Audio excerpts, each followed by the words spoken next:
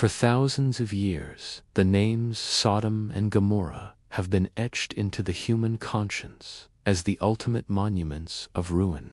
To the modern world, they are a dark fable of fire and brimstone used to frighten the ancient world into submission. But to the biblical writers, these were not metaphors. They were real places with real addresses, located in a valley so lush and well-watered it was called the Garden of the Lord. Then, in a single morning, the garden became a furnace. The scripture says that Abraham looked out toward the valley and saw the smoke of the land going up like the smoke of a kiln. For centuries, explorers searched for these 5 lost cities: Sodom, Gomorrah, Admah, Zeboim, and Balander, the salt-choked waters of the Dead Sea. They found nothing but silence. But today, the earth is finally surrendering its secrets. Recent excavations at a massive site in Jordan known as Tal el-Hammam have revealed a destruction layer that defies every law of ancient warfare. This wasn't a siege. It wasn't an earthquake. It was something that should not exist in the archaeological record. Archaeologists uncovered a 5-foot-thick layer of ash containing bubbled mud bricks and pottery that has been turned into glass.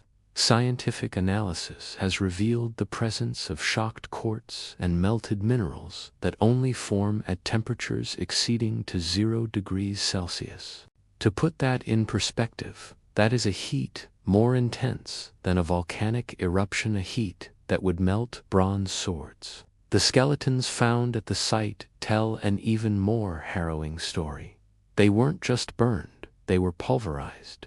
The bones were found fragmented in a way that suggests a high-pressure blast weaved a wall of heat and wind, moving at thousands of miles per hour, leveling every structure in the valley instantly. Scientists now propose a cosmic airburst, Theria, meteor exploding just above the Jordan disk. But the biblical text adds a layer that science is only now beginning to quantify: the salt. The Genesis account records Lot's wife being turned into a pillar of salt.